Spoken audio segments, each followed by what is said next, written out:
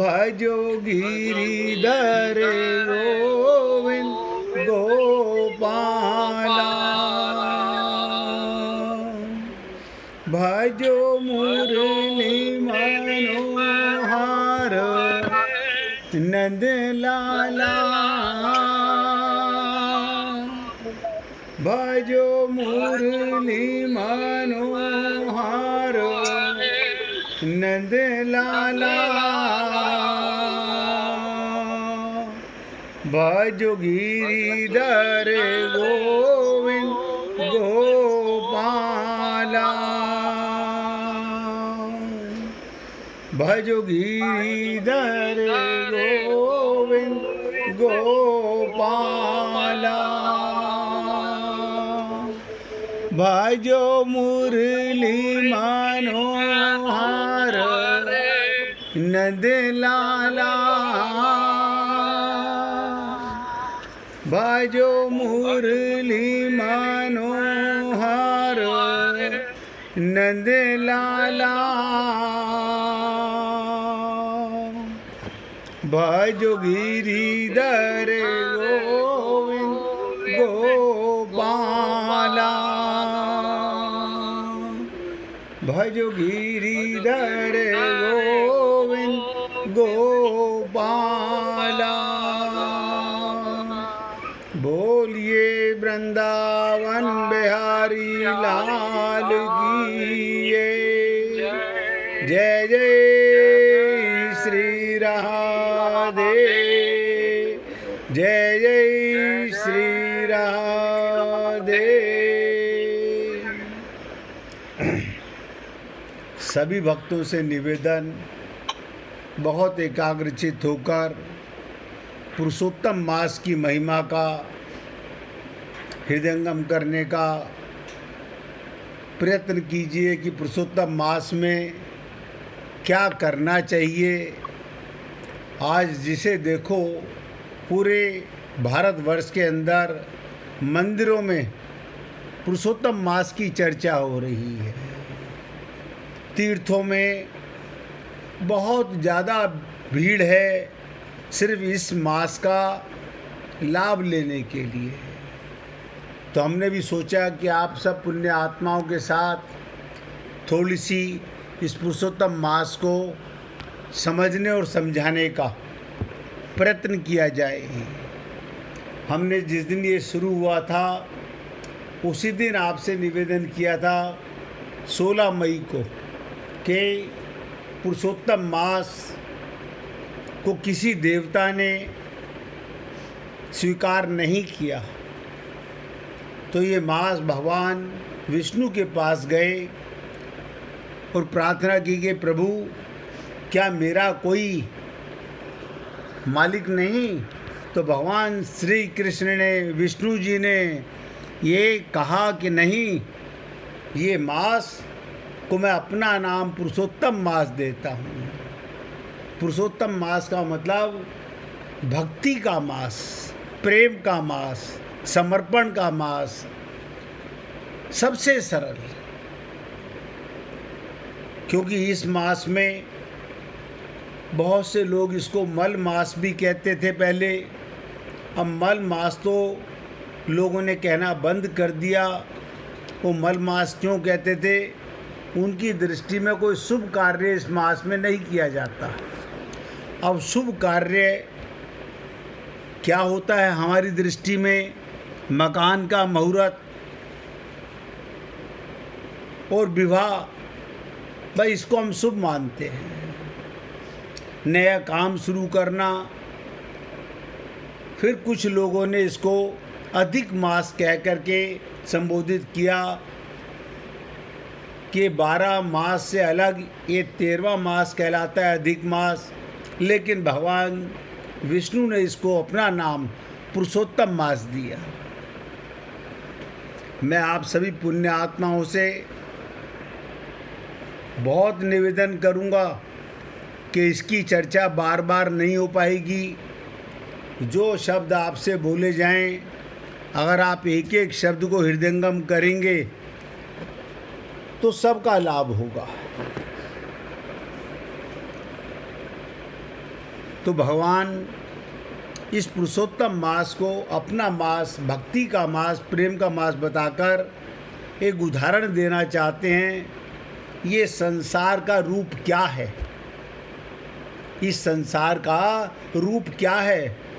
People का वृक्ष ऐसा विचित्र वृक्ष है, इसका मूल जड़, ध्यान दीजिएगा, मूल जड़ ऊपर है, शाखाएं नीचे की ओर हैं।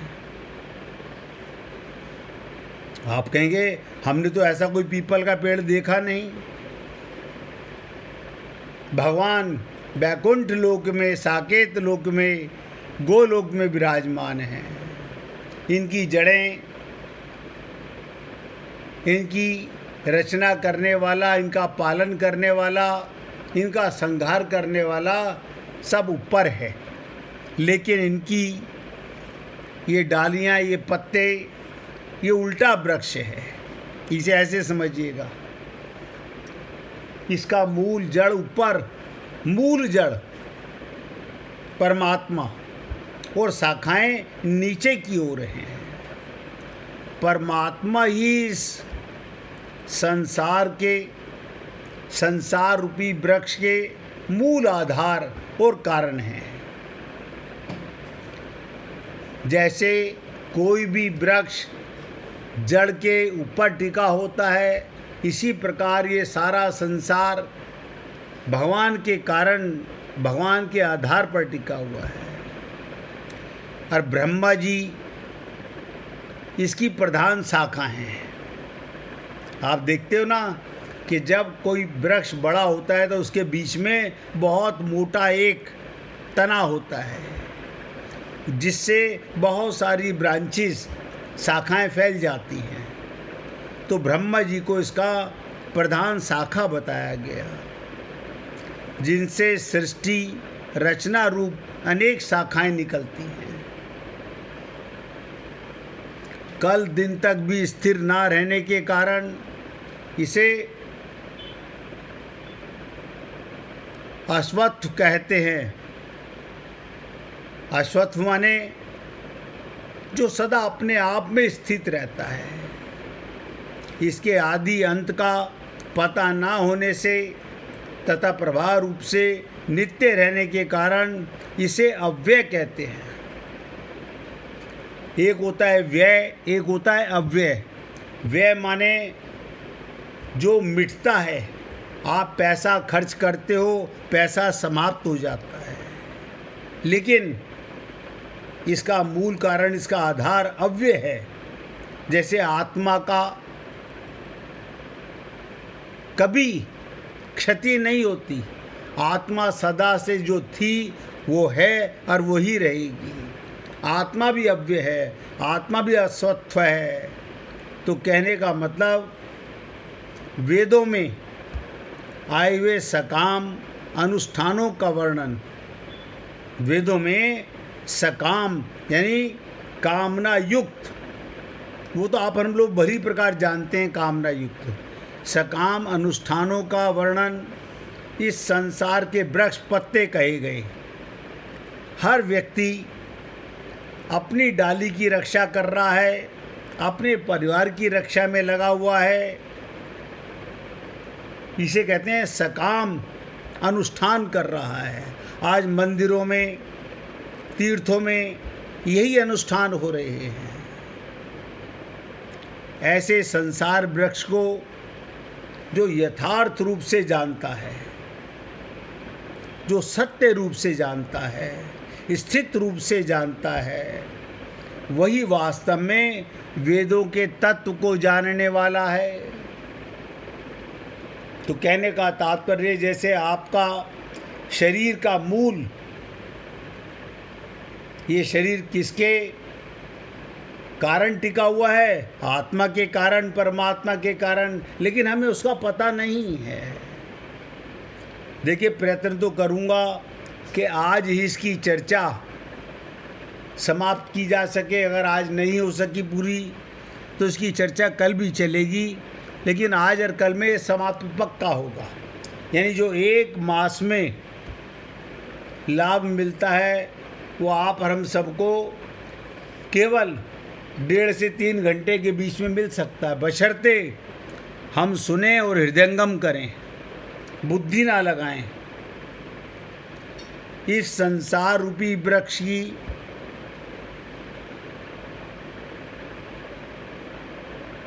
सात्विक, राजस और तामस, इन 3 गुणों के द्वारा बढ़ी हुई शाखाएं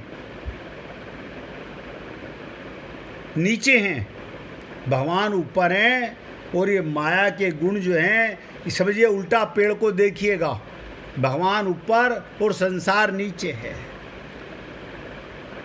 तो ये संसार वृक्ष की सात्विक सोच, हम पूजा पाठ, अर्चना, उपासना, मंदिर जाना, दान करना, ये सब कार्य सारा संसार कर रहा है।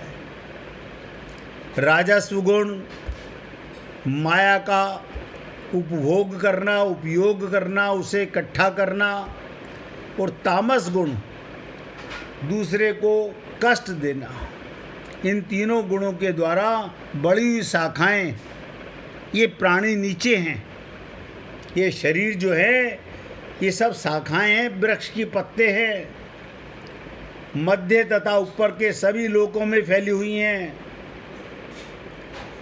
लेकिन इस व्यक्ति प्राणी के पास में शब्द रूपी, स्पर्श रूपी, रूप रूपी, रस तथा गंध, 5 ज्ञानेंद्रियां, ये पांचों विषय इन शाखाओं की कोपले हैं।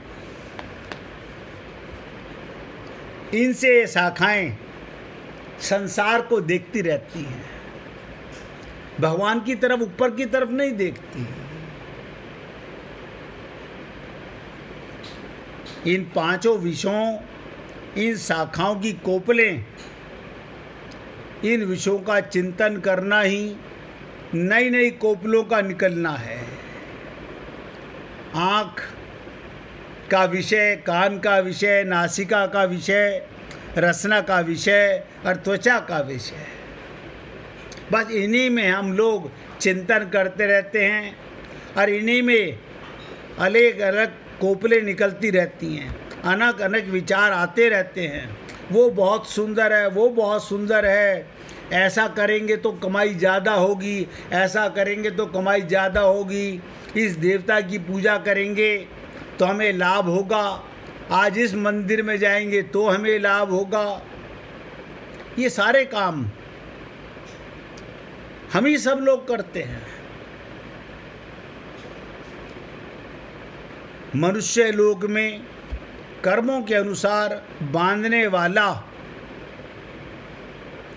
मनुष्य लोक में जिसमें आप हम लोग हैं, कर्मों के अनुसार बांधने वाले संबंध क्या है? किसने हमें पकड़ रखा है? हमारी अज्ञानता ने। कैसे? मैं शरीर हूँ, मैं शरीर हूँ ऐसा मानना, ममता और कामना रूपी मूल नीचे, और ऊपर सभी लोगों की ख्याति, ऊपर लोगों में प्रेम व्याप्त हो रहे हैं। हे पुण्य आत्माओं, बहुत चर्चा में आपके साथ ये चर्चा चली, जब तक इस व्यक्ति को अपने शरीर का भ्रम नहीं मिटेगा, अज्ञान नहीं मिटेगा, तब तक ममता और कामना रूपी ये रोग सदा इसमें व्याप्त रहेगा। कारण कि मनुष्य शरीर में किए हुए कर्मों का फल ही, ध्यान दीजिएगा, मनुष्य शरीर में किए हुए कर्मों का फल ही सभी लोकों में भोगा जाता है। आप स्वर्ग लोक में जाओगे तो मनुष्य शरीर के भोग के कारण जाओगे, नरक लोकों में जाओगे, जिन भी लोकों में जाओगे भगवान के लोक को छोड़कर, इस मनुष्य शरीर के कर्मों का ही फल, यानी एक यही शरीर है जो कर्म योनि है, बाकी कोई शरीर कर्म योनि नहीं, भोग योनि है। और आप और हम लोग अभी भी, मुझे नहीं पता, मैं तो ये महसूस करता हूँ, आप सब अपनी अज्ञानता से अलग हो चुके हो, अब अपने को शरीर नहीं मानते, आत्मा में रहने लगे हो, आत्मचिंतन होने लगा है और सबकी सेवा करते हो।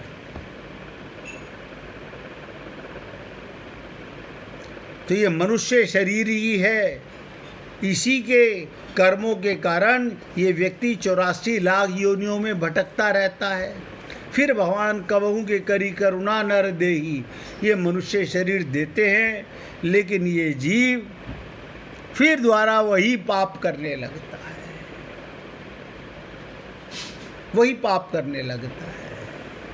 हम संत महात्माओं के पास जाते हैं, मंदिरों में जाते हैं, उपवास करते हैं, अनेक प्रकार का कार्य करते हैं, लेकिन सुख शरीर का और परिवार का मांगते हैं।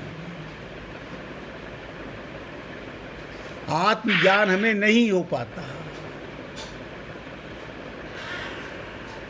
इसलिए इस संसार रूपी वृक्ष का जैसा सत्य सुंदर तथा सुखदायी रूप देखने में आता है, आपको देखो, शरीर संसार रूपी वृक्ष जैसा सत्य नजर आता है, सुंदर नजर आता है, सुखदायी रूप देखने में आता है, वैसा रूप विचारने करने पर नहीं मिलता। कारण इसका देश काल की दृष्टि से ना तो आदि है ना अंत है, और ना स्थित स्वतंत्र सत्ता ही है। यानी एक अज्ञानता के कारण ये जीव अपने को आत्मा होते हुए जड़ शरीर मानने लगा। इसे भगवान महाविष्णु ने अपना पुरुषोत्तम नाम दिया। वो क्या कहते हैं? साधक को चाहिए, साधक कौन? मनुष्य शरीर में आने वाले, अपना लक्ष्य प्राप्त करने वाले प्रत्येक आत्मा को चाहिए वो पहले तादात्म माने संबंध, ममता और कामना रूपी दृढ़ मूलों वाले इस संसार वृक्ष को असंगता माने वैराग्य रूपी शस्त्र के द्वारा काट दे। आप और हम लोग, हमारा इसके साथ कोई संग नहीं है। इसे मैं मानना ही हमारी सबसे बड़ी अज्ञानता है। इसी के कारण ये कामना, इसी के कारण ममता, इसी के कारण माया के छलावे हमारे साथ चल रहे हैं। अगर अभी भी आप और हम लोग केवल सुन सुन के रह गए तो नतीजा ठन ठन गोपाल मिलने वाला है। इसका मतलब हम सत्संग सुनने के बाद भी, पुरुषोत्तम मास की चर्चा सुनने के बाद भी अपने मानसिक रोग नहीं मिटाना चाहते। शरीर के रोग मिटाने के लिए 4-4, 6-6 घंटे पूरा दिन डॉक्टर के पास जाके बैठ जाएंगे, लेकिन कभी ये विचार नहीं करता जीव कि मैं इस अज्ञानता को, इस गलत संबंध को, इस गलत इच्छाओं को, गलत ममता को, कामना रूपी इस संसार वृक्ष को असंगता और वैराग्य रूपी शस्त्र से काटना होगा। हमारा इसका कोई संग नहीं है। इनसे वैराग्य होना चाहिए, इनमें राग नहीं होना चाहिए। ये शस्त्र है काटने के लिए। यही रामकृष्ण परमहंस को उनके तोतापुरी गुरु ने काटने के लिए कहा था। वो कामयाब हुए। और ऐसा नहीं, इस पृथ्वी पर अनेक संत महात्मा कामयाब हुए हैं। आप और हम लोग भी कामयाब हो सकते हैं। कब? जब हम दृढ़ संकल्प करें अपना कल्याण करने का। उसके बाद वो संसार वृक्ष के मूल, ध्यान दीजिएगा, संसार वृक्ष का मूल कहाँ है? परमात्मा। ये किसके कारण संसार चल रहा है? कौन है? हम कहते हैं हमारा पति हमारा घर चला रहा है, हमारे दादा हमारा घर चला रहे हैं, ये हमारे परदादा की भूमि है, ये हमारे पिताजी ने हमें दी है। हम उसके मूल तक जाते ही नहीं।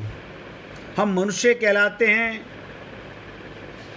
हम ब्रह्मा की प्रथम संतान मनु की संतान हैं, इसे मनुष्य कहलाते हैं। लेकिन मनुष्य स्वरूपा के दिल में मूल परमात्मा को पाने की इच्छा हुई। अभी हमारे मन में भगवान को पाने की नहीं, भगवान से पाने की इच्छा होती है। देखिए कितना बड़ा अज्ञान है। आप और हम लोग भी इस पुरुषोत्तम मास में भी इस अज्ञानता को नहीं मिटाना चाहते हैं। आप और हम लोग वो ठगाई का कार्य करने में लगे हुए हैं, जिससे भगवत प्राप्ति नहीं होगी। हम मंदिर में खूब जाते हैं, तीर्थों में खूब जाते हैं, कभी मन मंदिर में नहीं जाते, कभी उस मूल की तरफ, परमात्मा की तरफ हमारा ध्यान नहीं जाता। बस लोग ये सोचते हैं कि गुरुजी ने हमको नाम दीक्षा दे दी है, अब हमारा परम पद हो जाएगा। ऐसा नहीं है। ये संसार रूपी वृक्ष के मूल उस परम पद परमात्मा की खोज करें। हम उसे नहीं खोज रहे।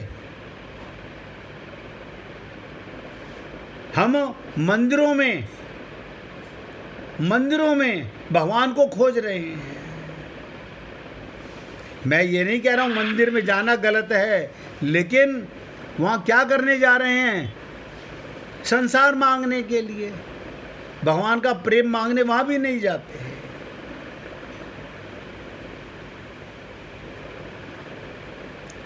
तो इसलिए परम पद पाने के लिए परमात्मा की खोज करें, जो इस संपूर्ण सृष्टि का रचयिता है। आपको तो लगता ना हमारे शरीर का रचयिता माता पिता हैं, लेकिन ये नहीं सोचते इस संसार का रचयिता कौन है। हमारी सोच केवल अपने शरीर के माता पिता, गांव और इसी तक क्यों जाती है? हम मूल तक क्यों नहीं जा पाते? पाना चाहते हैं परम पद, परमात्मा का पद, अपने घर वापस जाना चाहते हैं, लेकिन खोज संसार में कर रहे हैं। हम डालियों में, वृक्षों में ढूंढ रहे हैं। भगवान मूल जड़ है इस वृक्ष की, जिसकी ताकत से ये शरीर चल रहा है, संसार चल रहा है, जो इस संपूर्ण सृष्टि का रचयिता है, जिसे प्राप्त होने पर मनुष्य फिर लौटकर इस संसार में नहीं आता, फिर इस संसार में नहीं आता। इसके लिए प्रत्येक साधक उस आदि पुरुष परमात्मा की शरण में जाए, गुरु की शरण में जाए। लेकिन ये मूर्ख जीव क्या करे? अपने मन बुद्धि की शरण में जाता है। संसार के सारे कार्य आप नहीं होंगे तब भी होंगे। आपसे पहले भी संसार था। जिन माता पिता की प्रॉपर्टी पर आप चौकीदार बन के बैठे हैं, वो भी किसी की संपत्ति पर चौकीदार बन के बैठे हुए थे, मालिक ना बने। इस अज्ञानता को मिटाने का प्रयत्न करें और अपने मूल प्रीतम परमात्मा की खोज करें। इसी से परम पद होगा। इससे क्या होगा? फिर 84 लाख योनियों में संसार में हमें नहीं भटकना पड़ेगा।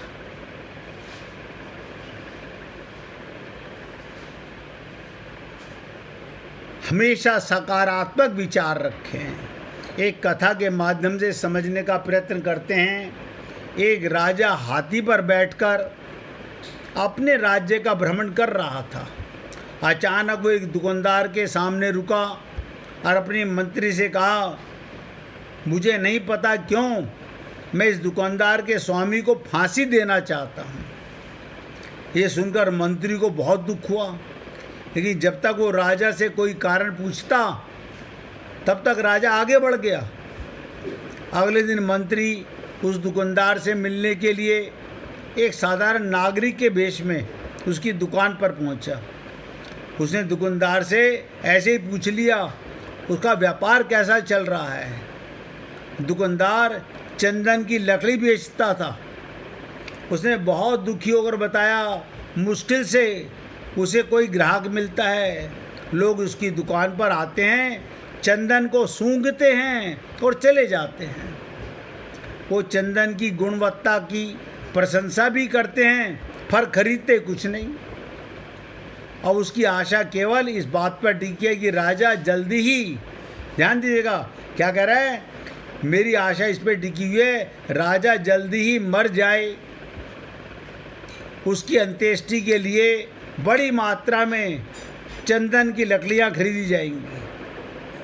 वो आसपास अकेला चंदन का लकड़ी का व्यापारी था, इसलिए उसे पक्का विश्वास था राजा के मरने पर उसके दिन जरूर बदलेंगे।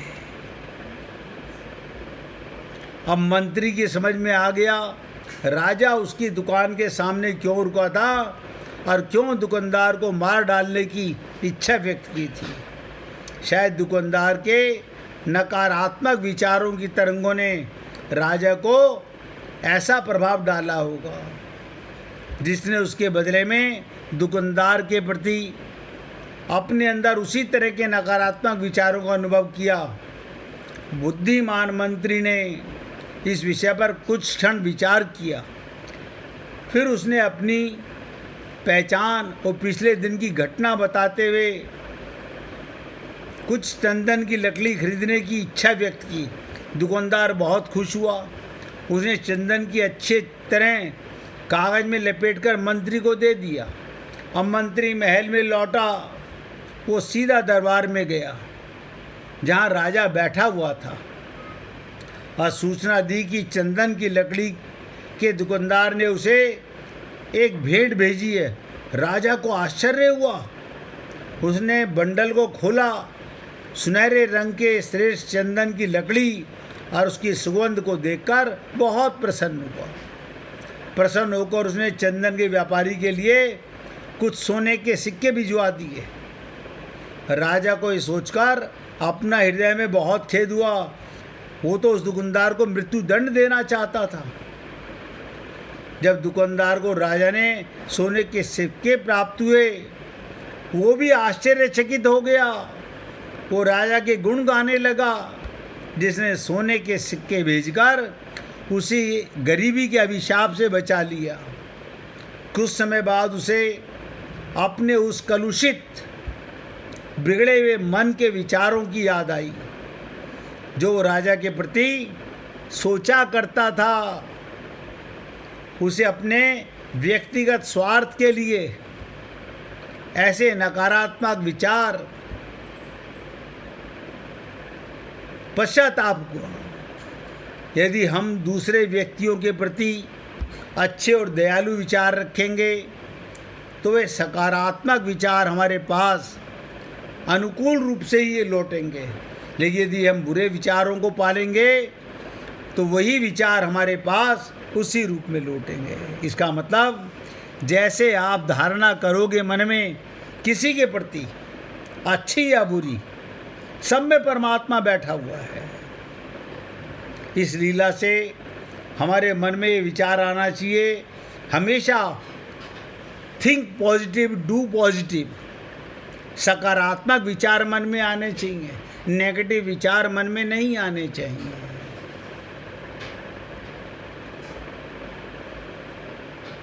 अब इससे आगे की चर्चा और करूँगा। 1 मिनट भगवान का कीर्तन करेंगे, उसके बाद पुरुषोत्तम मास की चर्चा आगे चलेगी। हरि ओम नमो भगवान।